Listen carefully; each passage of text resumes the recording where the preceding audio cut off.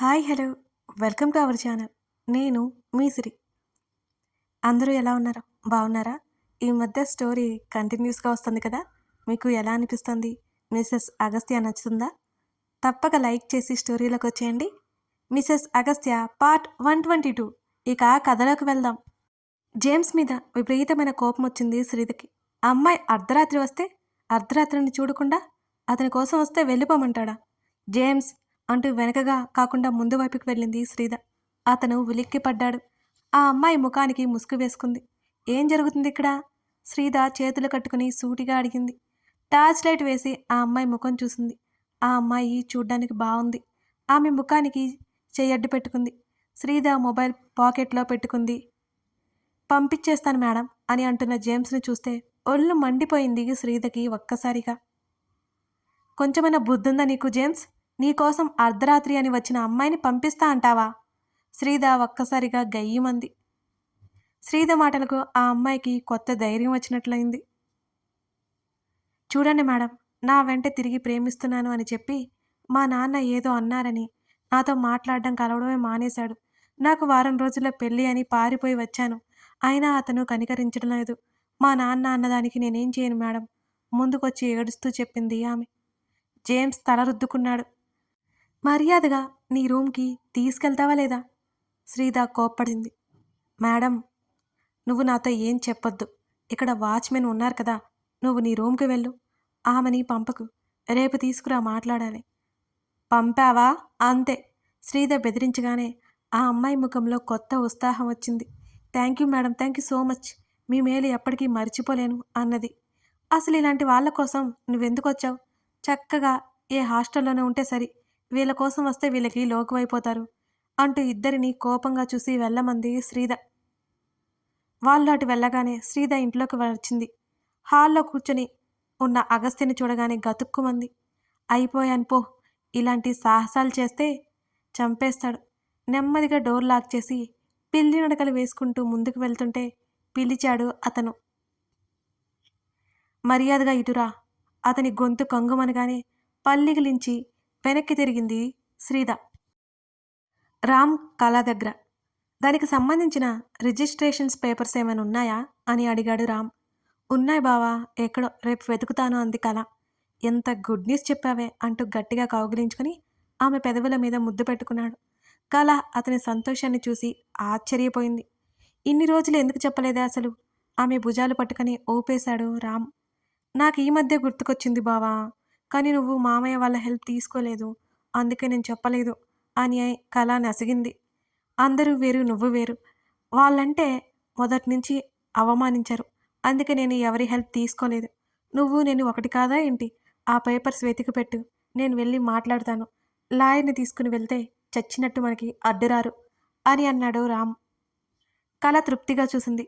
రామ్ తనని ఎప్పటినుంచో సొంతం అనుకుంటున్నాడు, కానీ అది అతనికి తెలియడం లేదు. ఇప్పుడు ఆమెకి సుస్పష్టమైంది. ఆమె ముఖాన్ని చేతుల్లోకి తీసుకుని, నువ్వెంత గుడ్ న్యూస్ చెప్పావో. నీకే తెలియడం లేదు తెలుసా? ఇది ఖచ్చితంగా వర్కౌట్ అవుతుందని నాకు అనిపిస్తుంది. నా గోల్ త్వరలోనే రీచ్ అయిపోతా. అన్నిటినీ తెచ్చి నీ కాళ్ళ ముందు పడేస్తా అని ఎంతో కాన్ఫిడెంట్ వచ్చేసింది రామ్లో. అతను ఎవరికైనా మంచి చేసినా చేయకపోయినా చెడు చేయకుండా ఉంటే చాలు అని మాత్రం కోరుకుంటోంది కళ. అయినా నేను అది అమ్మేను, అది నీది అంటుంటే, బావా, నువ్వే అన్నావు కదా నువ్వు నేను ఒకటే అని, మళ్ళీ నాది అంటావేంటి? చిరుకోపంగా చూసింది శ్రీకళ. జస్ట్ సూరిటీ కోసం అంతే. అయినా అది ఉండనివ్వు. ఫ్యూచర్లో ఇలా మళ్ళీ మనకే యూజ్ అవుతుందేమో, ఎవరికి తెలుసు? ఆ మాటకి సరే అన్నట్టు చూసింది కళ. ఆమెని సంతోషంలో మరోసారి హత్తుకున్నాడు.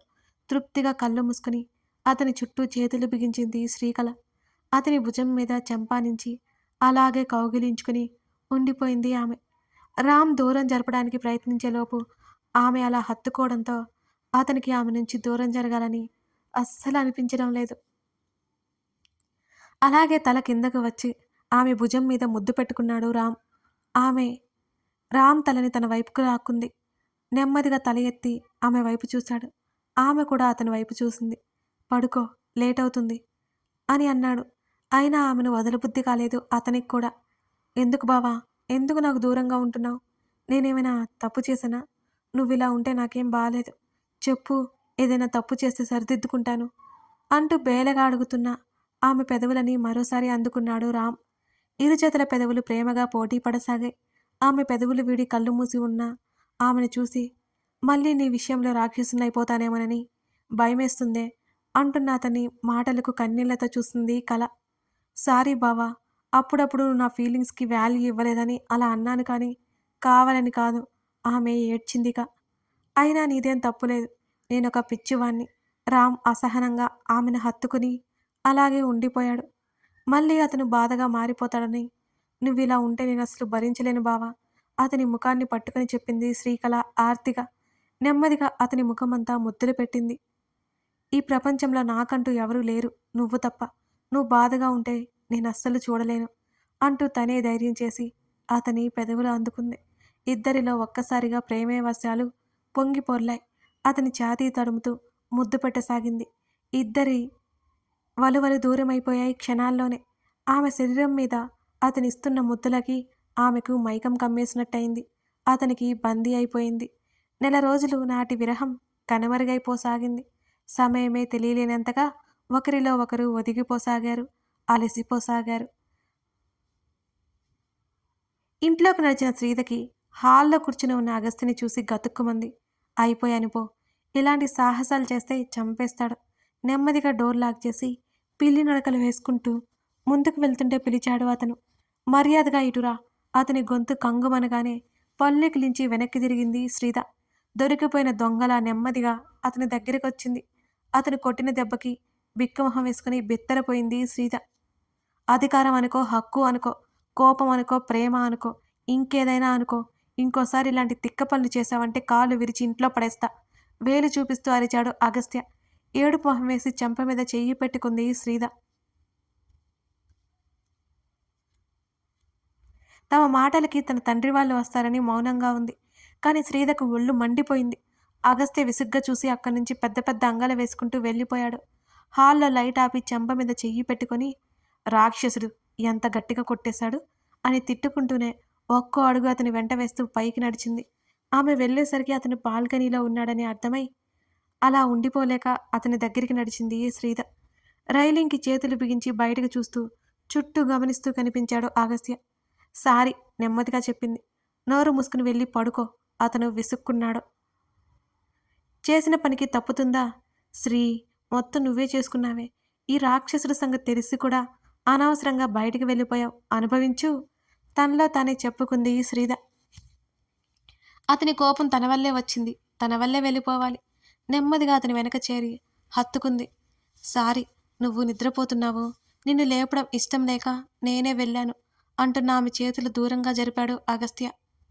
ఆమె వైపు రౌద్రంగా చూడడంతో బిక్కచచ్చిపోయింది శ్రీధ. డేవిడ్ ఆమెను తీసుకెళ్ళినప్పుడు అతనెంత నరకం అనుభవించాడో అతనికే తెలుసు. ఆమె పక్కన లేకపోతే ఎంత భయపడిపోయాడో. ఇంకోసారి ఆమెకు అలాంటి పరిస్థితి రాకూడదని జేమ్స్ని ఆమెకి ఎప్పుడూ అందుబాటులో ఉండేలా ఏర్పాటు చేశాడు కూడా. కంటికి కనిపించని శత్రువులు ఉండొచ్చని ఆమెని కంటికి రెప్పలా కాపాడుకుంటున్నాడు ప్రతిక్షణం. అతనికి తన పక్కన, అది అర్ధరాత్రి, శ్రీధ కనిపించకపోవడంతో అతని గుండె ఆగినంత పనైంది. ఇల్లంతా వెతికినా ఎక్కడా కనిపించకపోవడంతో ఒకలాంటి భయం మొదలైంది. తెరిచిన తలుపు గుండా బయటకు చూశాడు. జేమ్స్తో పాటు ఎవరో అమ్మాయి కూడా అక్కడ ఉంది. శ్రీధ వాళ్ళతో మాట్లాడుతూ కనిపించింది అతనికి. అతని కోపం నశాలానికి అంటింది. ఇంకోసారి అలాంటి తిక్క పని చేయకుండా లాగిపెట్టి ఒక్కటిచ్చాడు అగస్త్య. అందులోనూ అందరి విషయాల్లో జోక్యం చేసుకోవడం అతనికి అస్సలు నచ్చదు. ఎవరి పర్సనల్స్ వాళ్ళకి ఉంటాయనేది అతని పాలసీ. ఇంకా అక్కడే ఉన్నావంటే మరో చెంప కూడా పేలిపోతుంది అతను సీరియస్గా చెప్పడంతో తక్కున రెండు చేతులు రెండు చెంపల మీద పెట్టుకుంది శ్రీధ. నువ్వే కొట్టి నువ్వే నన్ను అరుస్తున్నావు, నేను అలుగుతాను అంటూ ఏడుపు మొహం పెట్టింది.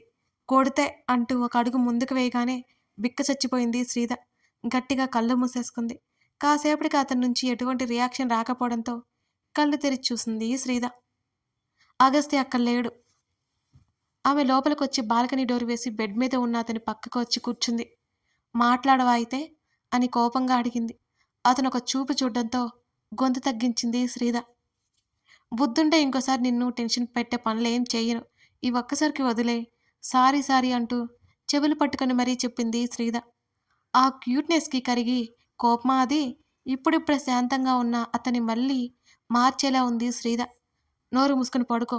అతను మరోవైపుకు తిరిగి పడుకున్నాడు. తిట్టాల్సినవన్నీ నోట్లోనే తిట్టుకొని పడుకుంది శ్రీద. ఆమె కాసేపటికి నిద్రలోకి జారుకుంది. ఇందాకటి వరకు ఇద్దరు ఎంత సంతోషంగా ఉన్నారు. కాసేపట్లోనే మొత్తం నాశనం చేసింది. తల తిప్పి చూసిన అతనికి నోరు తెరుచుకుని మరీ నిద్రపోతూ కనిపించింది శ్రీద. ఆమెనలా చూసి అతని పెదవులు విచ్చుకున్నాయి. ఆమెను దగ్గరికి లాక్కున్నాడు. నోరు మూసి అతని గుండెల దగ్గర ముఖం పెట్టుకుంది. ఆమె చెంప మీద ఎర్రగా కందిపోయి ఉంది. అతను నెమ్మదిగా ముద్దు పెట్టుకున్నాడు. లైట్ ఆఫ్ చేసి కళ్ళు మూసుకున్నాడు అగస్త్య. రాత్రి లేట్ అవడంతో అలసిపోవడంతో 8 గంటల వరకు నిద్రే లేవలేదు శ్రీద. ఒళ్ళు విరుచుకుంటూ లేచి ఎప్పటిలా భర్త కోసం కూతురు కోసం కళ్ళతోనే వెతికింది. వాళ్ళు కనిపించకపోవడంతో హాల్లో ఉన్నారని ఫ్రెష్ అయింది. అద్దం ముందర నిలబడిన ఆమెకి చెంప మీద ఎర్రగా ఉంది. బాబోయ్ అంటూ తల మీద 2 చేతులు పెట్టుకుంది. రాత్రి జరిగిందంతా ఒక రీల్లా గుర్తుకొచ్చింది శ్రీదకి. ఇప్పుడు నా రావణ్ గారు కోపంగా ఉన్నారు కదా నా మీద. ఉఫ్ఫో, మా డాడీకి చెప్తాడా ఏంటి? చెప్పాడంటే డాడీ ఖచ్చితంగా కోపడతారే. చెప్పకు రావణ్ అనుకుని చెంప మీద ఎర్రదనం కనిపించకుండా మేకప్ వేసుకుంది లైట్‌గా. రెడీ అయిపోయి కిందకొచ్చింది. చందన టిఫిన్ ప్రిపేర్ చేసి డైనింగ్ టేబుల్ మీద సర్దుతూ కనిపించింది. తన కూతురు ఎప్పుడో రెడీ అయిపోయి చక్కగా తన తాతయ్యతో ఆడుకుంటూ కనిపించింది. అగస్త్య ఎక్కడ డాడీ అని అడిగింది శ్రీద. వర్క్ ఉందని 5 మినిట్స్ ముందే వెళ్ళాడు బేబీ అంటున్న తండ్రి మాటలకు నీరసం వచ్చేసింది శ్రీదకి. దొంగ మొగుడు సాధిస్తున్నాడుగా నన్ను అనుకుంది మనసులో. శ్రీద రా కూర్చో టిఫిన్ చేద్దాం అంటూ పిలిచింది.